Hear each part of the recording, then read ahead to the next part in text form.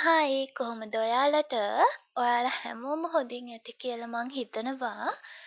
ඉතින් අද මං වීඩියෝ එක අරන් එන්නේ ගෑනු ළමයින්ට පිරිමි ළමයින්ට වගේම පාසල් යන ඔයාලටත් වැදගත් වෙන වීඩියෝ එකක්.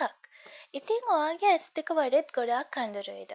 ඉතින් පාඩම් කරන කෙනෙක් නම් රැට නිදි මරන කෙනෙක් නම් ෆෝන් එකේ ඉන්න කෙනෙක් නම් නිතර ඔයාගේ කම්පියුටර් එක ඉස්සරහා ඉඳන් වැඩ කරන කෙනෙක් නම් ඔයාගේ ඇස් දෙක රැලි වැටිලා ඇස් වටේ කළු වෙලා මේ වගේ ගැටලු තියෙනවා නම් ඔයාලට ගෙදරදිම ලේසියෙන්ම හදාගන්න පුළුවන් අයි මාක්ස් එකක් ගැන තමයි මම අද වීඩියෝ එක අරගෙන එන්නේ. ඉතින් මේ තියෙන්නේ තේ මණ්ඩි.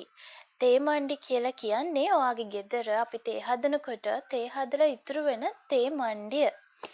ඉතින් ඒ වගේම මෙන්න මේ වගේ බිත්තරයකුත් ඕනේ. අයිමාක්ස් එකකට මොකද බිත්තරයක් කියලා කල්පනා කරොත් අපි බිත්තර ගන්නේ බිත්තරේ සුදු මදේ.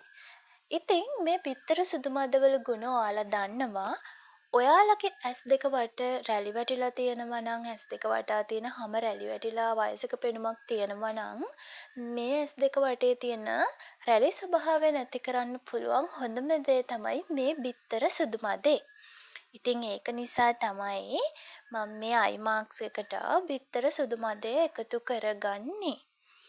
ඉතින් මේ විදිහට බිත්තර සුදු මදේ අරගෙන මෙන්න මේ විදිහට තේ මණ්ඩි ටිකකුත් අරගෙන මේ ටික එකට මික්ස් කරලා තමයි අයි මාක්ස් එක හදාගන්නේ. ඉතින් මේක ඇප්ලයි කරන එකෙන් ඔයාට ලැබෙන වාසි ගැන කතා කරොත් ඉතාම ඉක්මනට කිසිම කෙමිකල් එකක් නැතුව ඔයාගේ ඇස් දෙක වටේ තියෙන අඳුරු ගතිය ඉතාම ඉක්මනින් නැති කරගන්න පුළුවන් සහ තවත් කියන්න ඕන කාරණේ තමයි ඔයාගේ ඇස් දෙක වටේ තියෙන රැලි ගතිය නැති කරගන්න පුළුවන්. ඉතින් දැන්ට ලංකාවේ වුණත් ගොඩාක් අය ෆිලර් කරනවා ඇස් දෙක ගිලා ඇස් දෙක යට ගිලිලා වගේ තියෙන ගතිය නැති කරගන්න. එතකොට ඇස් අවට තියෙන රැලි ගතිය නැති කරගන්න ගොඩාක් ෆිලර්ස් පාවිච්චි කරනවා. ඉතින් ඒක ඉස්සරහට කොයි වගේ බලපායිද කියලා දන්නේ නැහැ. හැබැයි හැමෝටම මේ දේ කරන්න ඉතින් සැලුන් වලට යන්න බෑ. සල්ලි මුදල් ප්‍රශ්න තියෙනවා. ඒ වගේම තමයි ඒකේ තියෙන හිතකර බලපෑම කොහොමද කියලා අපි දන්නේ නැහැ. ඉතින් ඒක නිසා ඔයාට පුළුවන් මෙන්න මේ වගේ ගෙදරදිම ස්වභාවික දෙයක් පාවිච්චි කරලා ඔයාගේ ඇස් අවට තියෙන රැලි ගතිය නැති කරලා ඔයාගේ හම ස්මූත් කරගන්න. ඉතින් මම මෙන්න මේ විදිහට මූණ හොඳට පිරිසිදු කරගෙන තමයි මේක ඇප්ලයි කරන්න යන්නේ. මේ විදිහට පිරිසිදු කරගත්ත මූණේ මම බ්‍රෂ් එකකින් ඇස් වටේ හරිම පරිස්සමට මේක ඇප්ලයි කරනවා. ඉතින් මේකට කිසිම අහිතකර දෙයක් අඩංගු කරලා නැති නිසා ඔයාට පාසල් යන දරුවෙකුට උනත් ඇස් දෙක ලස්සනට තියාගන්න ඇස් දෙකේ තියෙන වෙහෙසකාරී කියන්නේ මහන්සි බව නැති කරගන්න මේ මාක්ස් එක පාවිච්චි කරන්න පුළුවන්. ඉතින් පරිස්සමට පාවිච්චි කරන්න මේ විදිහට ඔයාලා පාවිච්චි කරනකොට ඔයාට ටික කාලයක් යන ටික දවසක් යද්දී ඔයාටම බලා ගන්න පුළුවන් පැහැදිලි වෙනසක්. ඔයාගේ ඇස් වටේ තිබ්බ අර රැලි ගතිය නැති වෙලා ඔයාගේ ඇස් දෙක ගොඩාක් ලස්සනට පේන්න ගන්නවා. මොකද අපේ මූණේ තියෙන ලස්සනම දේ තමයි අපේ ඇස් දෙක. ඉතින් අපේ ඇස් දෙක ගොඩාක් පරිස්සම් කරගන්න සහ ලස්සනට තියාගන්න ඕනේ. ඔයාලා මේකප් වැඩිපුර පාවිච්චි කරන කෙනෙක් නම් ඒත් ඔයාගේ ඇස් දෙක ටිකක් ඩාර්ක් වෙන්න බලනවා. ඉතින් මේ බලන්න මෙන්න මේ විදිහට තමයි මාක්ස් එක මම දාගන්නේ.